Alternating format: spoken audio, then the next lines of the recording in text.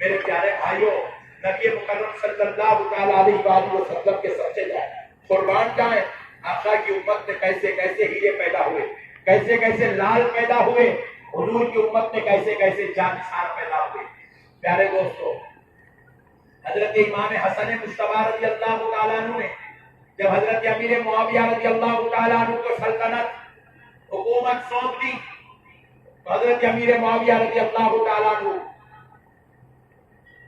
بڑے زمانے تک اسلام کی خدمت کرتے رہے، دین کی خدمت کرتے رہے، لیکن جب آپ کا وصال ہوا تو وہاں سے حکومتوں کے نظام بگڑنے شروع ہوئے۔ یزید بنا، پھر مروان بنا، پھر وہ بادشاہ بنا، پھر وہ بادشاہ بنا، پھر وہ بادشاہ بنا، سارے بادشاہ آتے گئے، بگاڑ بگاڑ بگاڑ بگاڑ پیدا۔ یزید جیسے بگاڑ پیدا کیا، اس کے بعد والے بادشاہ مروان وغیرہ بھی یزید کے نقش قدم پہ چل کے اسلامی سلطنتوں میں بگاڑ پیدا کر تہس نہس کر دی۔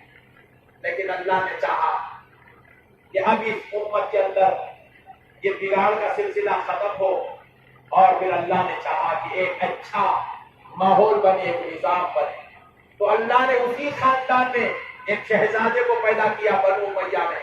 ان کا نام تھا حضرت عمر بن عبد العزیز رضی اللہ تعالیٰ۔ حضرت عمر بن عبد العزیز رحمۃ اللہ تعالیٰ علیہ ایسے زبردست بادشاہ، ایسے بہترین خلیفہ گزرے، بادشاہ گزرے۔ آپ لگ بھگ 22 لاکھ میل تک کی زمین کے اوپر آپ کی حکومت تھی۔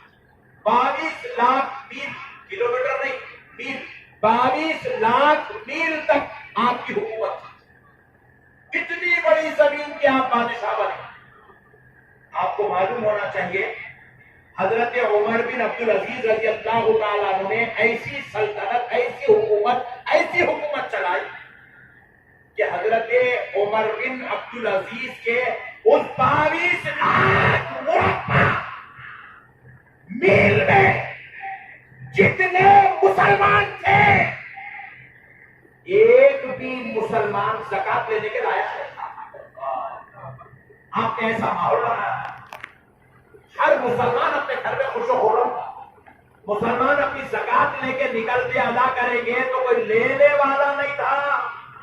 ایسا ماحول بنا دیے تھے حضرت سیدنا عمر بن عبد العزیز رضی اللہ تعالیٰ، ایسا ماحول بنا دیے۔ یہ کیفیت کی حضرت عمر بن عبد العزیز کی حکومت، ایسی سلطنت، کوئی غریب نام کا آدمی نہیں مل رہا، کوئی بھیک مانگنے والا نہیں ہے۔ ایسی حکومت کہ حضرت عمر بن عبد العزیز رحمۃ اللہ علیہ کے دور میں کوئی کسی کے گھر پہ جا کر کٹورا لے کر ٹھہرنے والا نہیں ہے، کوئی کسی سے بھیک مانگنے والا نہ تھا۔ اللہ اکبر کبیرہ۔ مگر اب سنو حضرت عمر بن عبد العزیز کے گھر کا حال کیا تھا۔ حضرت عمر بن عبد العزیز کی اہلیہ بیوی کے پاس سونا تھا، سونا، اور ان کی بیوی بھی کون تھی؟ اللہ اکبر کبیرہ۔ ان کی بیوی وہ جس کے والد کے دادا، یعنی کہ ان کے پردادا بادشاہ، دادا بادشاہ، والد بادشاہ، شوہر بادشاہ، بیٹے بادشاہ، بھائی بادشاہ۔ اللہ اکبر۔ ایسی عظیم گھرانے کی خاتون حضرت عمر بن عبد العزیز کی بیوی زوجہ، اور نام بھی کیا پیارا نام تھا، ان کا نام تھا حضرت فاطمہ۔ حضرت فاطمہ کتنے 12 بچے تھے حضرت عمر بن عبد العزیز کو، 12 بچے تھے۔ عید کا دن آیا، جب حضرت عمر بن عبد العزیز بادشاہت پر بیٹھے تو انہوں نے اپنے گھر کا سارا ساز و سامان بیت المال میں دے دیا، حتیٰ کہ اپنی بیوی کا سونا بھی لے کے جا کے بیت المال میں دے دیا۔ بولے یہ رسول اللہ کی امت کے غریبوں کی مدد کے لیے۔ اپنی بیوی کا سونا دے لے جا کے رسول اللہ کی امت کے غریبوں کے لیے، اسلامی سلطنت و حکومت کی مدد کے لیے میری طرف سے میری بیوی کا اور یہ میرا ساز و سامان نظر پیش کر۔ اب سنو پیارے دوستو، ہوا کیا؟ عید الفطر کا موقع آیا، حضرت عمر بن عبد العزیز کے بچے آ کر اپنی ماں سے کہنے لگے، چھوٹے چھوٹے بچے کہنے لگے، امی جان سارے شہر کے بچے نئے نئے کپڑے پہن رہے ہیں، آج وہ انہوں نے تیاریاں کر رکھی ہیں، وہ عید الفطر کے نماز پڑھنے میدان میں آئیں گے، امی جان وہ نئے لباس پہن کر آئیں گے، وہ نئے کپڑے پہن کر آئیں گے، وہ عطر و سرما لگا کر آئیں گے۔ امی جان ہم تو بادشاہ وقت کے بیٹے ہیں، ہم خلیفۃ المومنین کے بیٹے ہیں، امی جان پھر ہم کیوں نئے کپڑے نہیں پہن رہے ہیں؟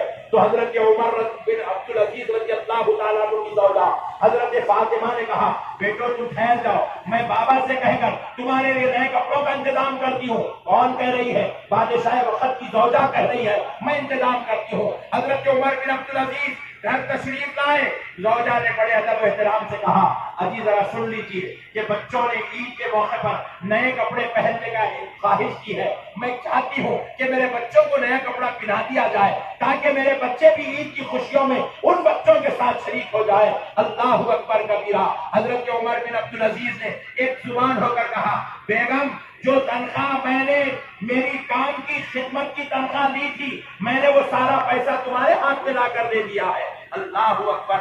وقت کا بادشاہ کہہ رہا ہے جو تنخواہ ملی تھی میں نے آپ کے ہاتھ میں دے دیا ہے، بیگم آپ بھی تو خرچہ کرنے والی ہو۔ کہا وہ تو ہمارے کھانے اور ساز و سامان میں وہ سارا پیسہ خرچ ہو گیا۔ تو کہا بیگم اب میں پیسہ کہاں سے لاؤں؟ بادشاہ کہہ رہے ہیں میں اب پیسہ کہاں سے لاؤں؟ اللہ اکبر کبیرہ۔ حضرت عمر بن عبدالعزیز کی زوجہ نے کہا میرے پاس ایک ترکیب ہے، اگر آپ ناراض نہ ہوتے ہو تو سنا دیتی ہوں۔ کہا بیگم میں آپ پر کیوں ناراض ہوگا، ضرور سنائیے۔ حضرت عمر بن عبدالعزیز کی زوجہ نے کہا اجی دیکھو آئندہ مہینے کی جو آپ کی تنخواہ ہے وہ تنخواہ ایڈوانس پہ لے لو۔ اللہ اکبر۔ وہ تنخواہ ایڈوانس پہ لے لو، اس پر ہم بچوں کو کپڑے دلا دیں گے اور آئندہ مہینے کا جو کھانے پینے کا خرچہ ہوگا میں کسی کے گھر کام کر کے وہ خرچہ تقدیر تک پہنچا دوں۔ کون کہہ رہی ہے بھائی؟ آپ لوگ سمجھ رہے ہیں آپ کے گھر کی میرے گھر کی کام والی بادشاہ وقت کی زوجہ، ایسا بادشاہ جس کی 22 لاکھ مربع میل پر حکومت چل رہی ہے، وہ کہہ رہے ہیں میں وہی تنخواہ یوز کروں گا جو کام میں کرنے پر مجھے ملتی ہے، بادشاہ کی خدمت انجام دینے پر جو تنخواہ ملتی ہے بس میں اسی سے خرچہ کروں گا، حکومت کا 1 روپیہ نہیں لوں گا۔ خزانے پڑے ہیں 1 روپیہ نہیں لوں گا۔ کہا بیگم اگر اس میں سے میں 1 روپیہ بھی استعمال کر لوں گا تو وہ اللہ اگر بروز محشر مجھ سے اس کا حساب پوچھے گا تو کیا حساب؟ اللہ اکبر۔ اب ذرا سوچو میرے پیارے بھائیوں، حضرت عمر بن عبدالعزیز کو اپنی زوجہ کا مشورہ پسند آیا، تنخواہ ایڈوانس میں دے۔